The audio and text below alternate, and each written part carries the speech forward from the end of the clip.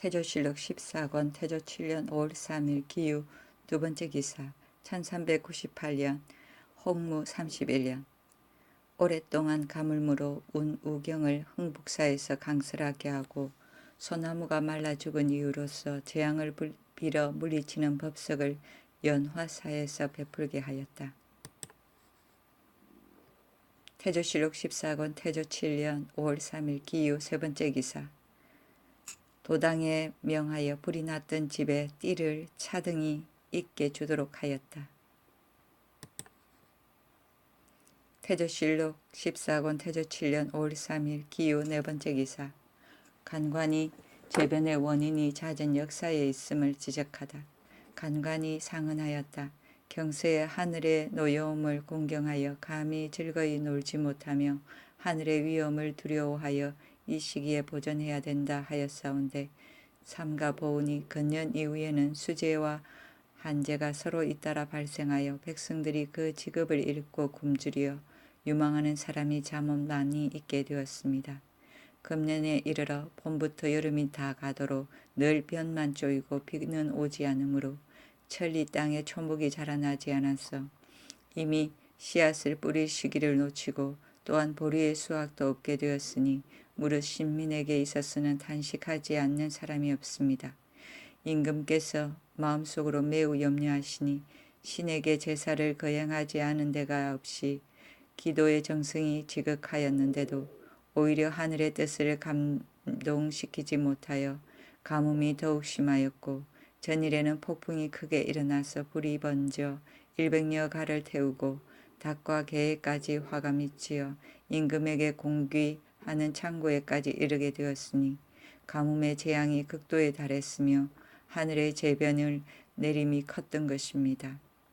옛날에 탕왕은 가뭄을 만나 두려워하여 자신을 반성하고 스스로 꾸짖기를 정사가 절차를 잃었는가, 백성으로 하여금 고통스럽게 하였는가, 아니면 어째서 비가 오지 않음이 이 같은 극도에 이르렀는가, 궁시를 건축하였는가, 참수하는 사람이 기세가 강성한가, 아니면 어째서 비가 오지 않음이 이 같은 극도에 이르렀는가 하였습니다. 대저 탕왕의 성군으로서 자기 잘못을 꾸짖음이 이와 같이 지극했던 까닭으로 하늘이 그제야 비를 내려서 마침내 백성의 해가 되지 않았던 것입니다.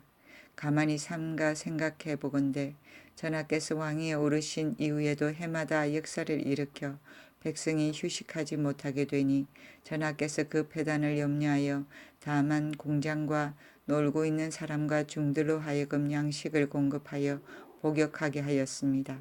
그러나 여러 곳에 복역하는 사람이 수천 명이 넘으니 그들이 처자를 떠나오고 부모를 멀리 두고서 몇 해 동안 노고하게 된 원망이 어찌 화기를 손상시키지 않았겠습니까?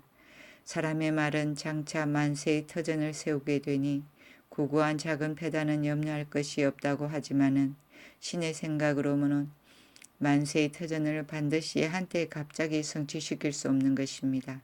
다행히 지금 궁궐의 정침이 이미 이루어졌고 도읍의 성이 이미 축조되었으니 두 서너 해 동안 휴양한 후에 그 공력을 마치게 하더라도 또한 늙지는 않을 것입니다. 원컨대 전하께서는 하늘의 노여움을 공경하여 탕왕의 마음으로서 마음을 가져 모든 토목의 영선은 일체 정지하고 부역에 나오는 백성으로 하여금 각기 그 부모와 처자의 양육에 돌아가게 한다면 고생하면서 돌아가기를 생각하는 원망이 그치게 되어 화기가 응하게 될 것입니다.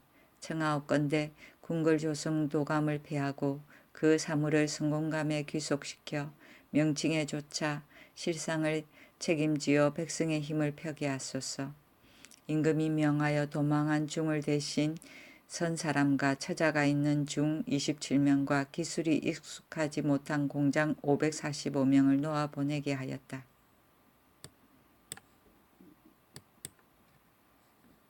태조실록 14권 태조 7년 5월 3일 기유 다섯 번째 기사 남원과 광주의 판관을 도태시켰다. 태조실록 14권 태조 7년 5월 5일 신의 첫 번째 기사 임금이 궁성의 남문에 거둥하여 돌을 던져 싸우는 노름을 구경하였다. 절제사 조오는 척석군을 거느리고 판중추원사 이근은 여러 위의 대부를 거느리고 좌우편으로 나누어 서로 쳐서 해가 질 때까지 하였으니 죽고 상한 사람이 잠옷 많았다. 태조실록 14권 태조 7년 5월 5일 신의 두 번째 기사. 새로 요물고를 궁성 안에 지었다. 태조실록 14권 태조 7년 5월 6일 이민 첫 번째 기사. 우박이 내리고 폭풍이 불었다. 태조실록 14권 태조 7년 5월 6일 임자 두 번째 기사. 환자 이광에게 명하여 내원을 도당에 내리게 하였다. 태조실록 14권 태조 7년 5월 10일 병진 첫 번째 기사. 임금이 용산강에 거둥하였다. 대장경의 목판을 강화의 선원사로부터 운반하였다. 태조실록 14권 태조 7년 5월 11일 경사 첫 번째 기사. 비가 내리었다. 태조실록 14권 태조 7년 5월 12일 무호 첫 번째 기사. 비가 내리었다. 태조실록 14권 태조 7년 5월 12일 무호 두 번째 기사. 대장과 대부 2,000명으로 하여금 대장경의 목판을 지천사로 운반하게 하였다. 태조실록 14권 태조 7년 5월 12일 무호 세 번째 기사. 검교 참찬문화부사 유광우에게 명하여 향로를 잡고 따라오게 하고 오교 양종의 중들에게 불경을 외우게 하며 의장대르가 북을 치고 피리를 불면서 앞에서 인도하게 하였다. 대장경 운반의 의장 행렬이다. 양종은 대승불교 열반종, 계율종, 법성종, 화엄종, 법상종, 다섯 종파, 조계종과 천태종의 두 종파를 말한다. 태조실록 14권 태조 7년 5월 12일 무호 네 번째 기사. 임금이 서강에 거둥하여 전라도에서 온 조선을 시찰하였다. 태조실록 14권 태조 7년 5월 13일 기미 첫 번째 기사. 비가 내리었다. 유성이 잠이 동원으로부터 나와서 허승을 분야를 들어갔다. 태조실록 14권 태조 7년 5월 13일 기미 두 번째 기사.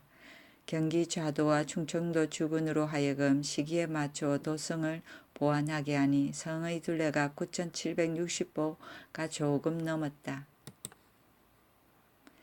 태조실록 14권 태조 7년 5월 13일 기미 세 번째 기사. 흥청사 감주 상총이 선교 양종의 영수를 뽑아 사찰을 주관케 할 것 등에 건의한 글. 흥천사의 감주 상총이 이 글을 올리었다. 선은 부처의 마음이요 교는 부처의 말씀이오라. 그것이 임금을 장수하게 하며 나라를 복되게 하고 백성을 편안하게 하는 점에서는 같습니다. 넓게 생각하건대 전하께서는 전생의 원력을 받들어 땅을 보아 도읍을 세워 모든 관사가 이미 정돈되고 여러 직무가 이미 화합하여졌는데 다음에 도성의 안에 절을 처음 세워 흥천이란 칭호를 내리시고 본사에서 선을 닦게 하시니 그 불조를 공경하고 믿어서 용천에게 보답이 있기를 바라는 뜻은 지극히 깊고 간절하셨습니다. 이에 산야 승인 상총에게 명하여 주석으로 삼게 하시니 신이 이 마음을 아주 결백하게 하여 정법을 널리 드날려 복을 추구하는 직책을 다하지 않겠습니까마는 대저불사의 문중에서는 참선이 제일이오니 상성의 사람이라면 몇 날 걸리지 않아서 성공하여 투철한 지혜를 발명할 수 있고 그 혹시 그렇지 못하더라도 바르게 화두를 낼 즈음에는 불조가 환희하고 용천이 경신하게 되는 것이오나 고려 왕조의 말기에는 선종과 교종이 이익과 명예만을 탐하여 유명한 사찰을 다투어 차지하여 그 선을 닫고 교를 넓히는 것은 겨우 한두 개만이 남아 있었으니 어찌 국가에서 비보 사찰을 창건한 본뜻이 있겠습니까? 조사 진각이 말씀하시기를 선도는 구군을 연장시키고 지료는 이웃나라의 병난을 진압한다 하였는데 대체 어찌 증거가 없이 우리를 속이겠습니까?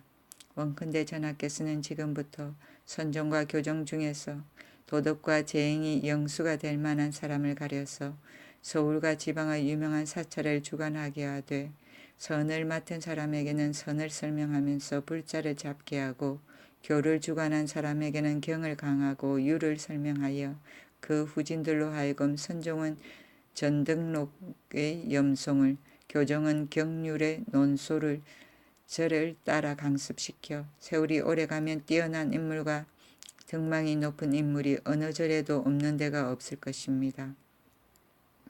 비록 그러하나 이미 본사가 이끌었으니 그 서울과 지방의 유명한 사찰도 마땅히 송광사의 제도를 모방하여 모두 본사의 소속으로 삼아서 서로 교찰하게 한다면 그 법을 만들어 복을 기도하는 일에 있어서 비록 점점 쇠퇴하고자 하더라도 되지 않을 것인데 근래에는 법을 그리려다가 되지 않음에 도리어 강아지를 그리게 된다는 것입니다.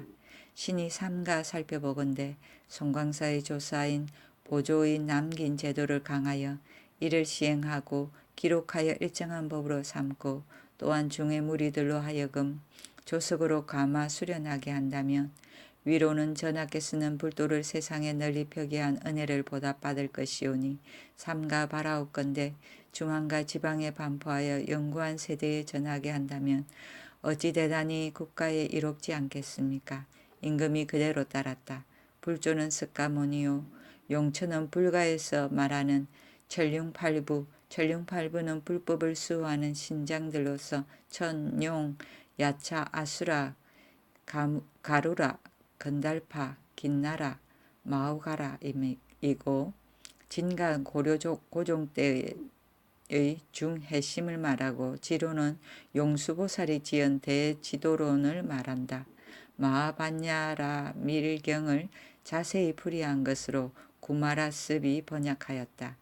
불자는 삼이나 짐승의 털을 묶어서 자루의 한쪽 끝에 메어달아 놓는 기구를 말하고 선종의 중이 번뇌와 장애를 물리치는 표시로 사용하였다.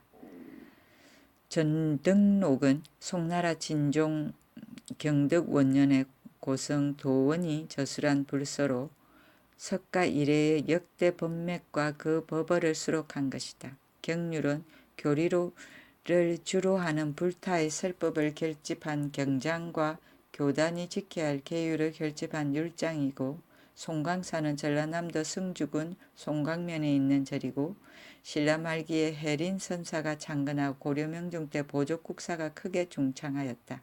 보조는 조계종의 계조인 진울의 시호이다. 태조실록 14권 태조 7년 5월 14일 경신 첫 번째 기사. 서리가 내리었다. 태조실록 14권 태조 7년 5월 14일 경신 두 번째 기사. 천추절 계본을 잘못 쓴 세 사람을 추가 압송하라는 예부의 편지와 조서 및 곽혜룡의 문초장. 억류당한 사신 조서의 종인 최록이 예부시랑 장병의 서신과 조서와 곽혜룡의 초장을 가지고 경사로부터 돌아왔는데 그 서신에 말하였다. 대명의 예부시랑 장병은 조선국왕에게 뜻을 전합니다.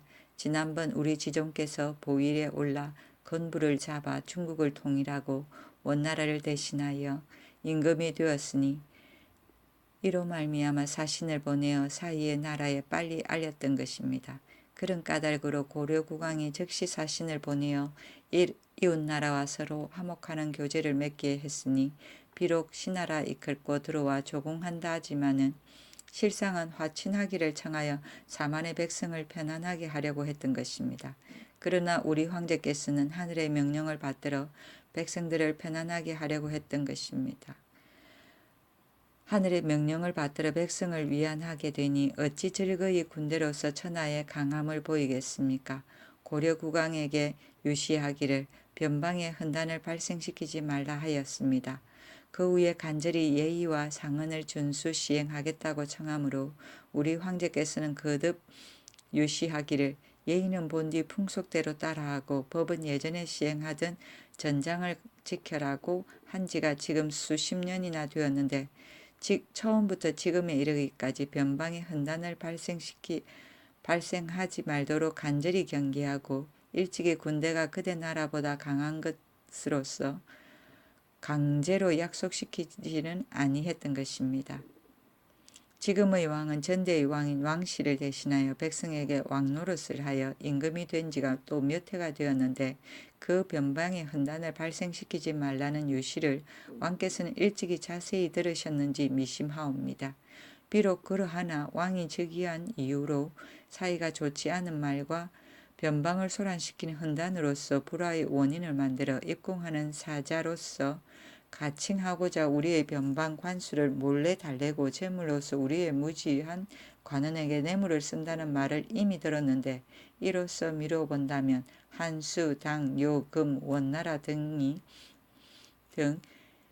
몇 세대에서는 사만을 주재하는 사람이 겨우 약간의 불화가만 있더라도 그 전대 여러 황제들은 분연히 군사를 일으켜서 그 백성들이 해를 입었으니 또한 작은 일이 아니었던 것입니다. 이런 비록 예전이지만은 전쟁으로 인한 재화를 고요히 생각해 보건대 누가 마음이 섬뜩하지 않겠습니까? 지금의 왕이 불화한 일을 거듭 발생시키는데도 우리 황제께서는 또 장차 천신지기에게 밝게 고하려고 하는 것은 무슨 이유인가? 감히 혈기의 용맹으로서 일을 처리하지 않는 것은 다만 피차간에 백성이 상함이 있을까 두려워하는 까닭으로 하지 않은 것입니다.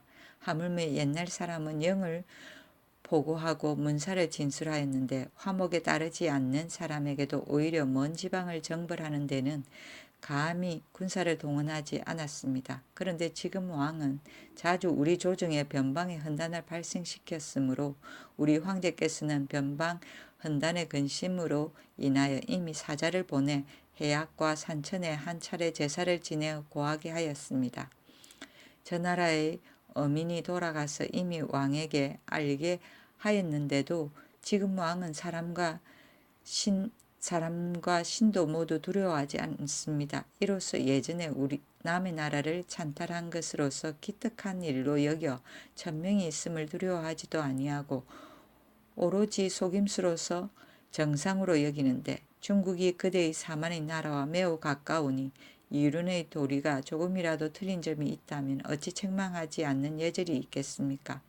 비록 이와 같이 책망하더라도 실상은 곧 신하로서 감히 함부로 할 수 없음을 가르친 것인데 왕은 이에 그 책망한 것을 싫어하여 오로지 원수로 여기고 몰래 모욕함이 끊이지 않으니 만약 그대의 하는 대로 따른다면 왕의 나라는 오로지 이런 꾀만 숭상하게 되어 사람에게 신하의 직분을 지키지 않는 것을 가르쳐 그 꾀가 그치지 않을 것입니다. 왕과 같은 사람이 잇따라 서로 이르게 된다면 왕이 비록 왕위에 있더라도 또한 무슨 이익이 있겠습니까? 지금 왕을 시종하는 무리들은 모두 경박하고 경험이 없는 서생으로서 도리로서 왕을 도우지는 아니하고 모두 중국 성현들의 경전을 표절하여 원작자의 본의는 무시하고 자기의 소용되는 부분만을 따서 마음대로 해석하여 뒤집어 희롱하고 모욕하는 문사를 만들어 천신지기에게 죄를 얻었으니 또한 어찌 속죄할 수가 있겠습니까? 지금 조서에 공수를 하는 것도 오히려 지필에 함께 모의하여 상무한 사람 3명이 있으므로 특별히 왕에게 뜻을 전달하니 왕은 그것을 살펴서 보내게 할 것입니다. 그리고 조서의 문초장에는 말하였다. 본국의 전 예조정랑 윤규와 성균사성 공부 및 예조정랑 윤수가 있었는데 나 조서와 모두 수재 출신이다. 홍무 30년 8월 무렵에 윤규 등이 나 조서에게 대하여 말하기를 지난해에 대명의 황제가 우리의 찬술한 전문을 가져가고 김약향이 북경에 달려갔었는데 지금 판삼사사 설장수가 돌아와서 대명 황제가 김약향을 억누에 두고 놓아 보내지 아니한다. 이상하게도 우리가 진상한 말 안장을 모두 부셔버리고 그들 몇 사람을 좋게 놓아보내지 아니한다고 이야기하더니 지금 황태자 전하의 11월 천추절에는 우리 왕이 좋게 예물을 가져가서 바칠 것이면 반드시 계본을 요구할 것이니 우리는 상랑개교하여 몇 개 음동한 글자를 골라서 계본의 이면에 꽂아 넣어 중국에서 훌륭한 수제가 있어 이것을 알아내기를 보자고 각 사람이 합의하고 전하의 천추 계본 안에 짐짓 천추 절사의 자를 써서 기모를 하고는 판전의 시사 유호와 사역원 판관 정안지 및 타각부 최오를 시켜 계본을 가지고 경사로 가게 하였더니 뜻밖의 본년 12월 19일에 원근이란 차사가 유호의 경사에 갈 때 타각부 최오와 함께 예부 문서를 가지고 와서 계본을 짓고 선 사람의 해답을 요구하였다고 하였다.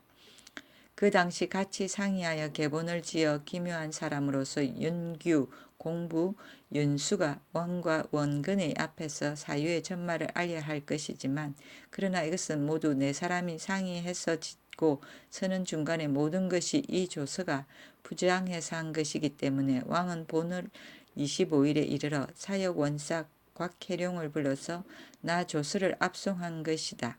그 당시 왕은 곽혜룡에게 분부하기를 너는 그것을 북경에 여러 번 가서 그곳의 언어를 잘 알 것이므로 지난해 너를 시켜 김약향을 호송하여 경사로 가게 한 것이다. 후에 사신 노인도 정총 오세겸이 경사에 갔었는데 돌려보내지 아니하니 그곳에서 그들을 억류하여 길잡이로 만들어서 우리 땅을 정벌해서 취해갈 것을 방비해야 할 것 같다. 지금 너를 시켜 조서를 반송하여 경사에 보내니 만약 그들을 보거든 자세한 것을 듣고 돌아와서 나에게 알려라고 하였다. 이렇게 하여 곽혜룡을 시켜 조서 나를 반송하여 북경에 이르러 해답을 하고 소식을 들어보도록 한 것이다. 지금 예부에서 보내온 조서의 문초장은 실제 그러했고 그 곽혜룡의 문초장은 또 모두 조서의 것과 서로 같았다. 지조는 황제를 말하고 건부는 제왕의 부서이고 어미는 황간을 말한다.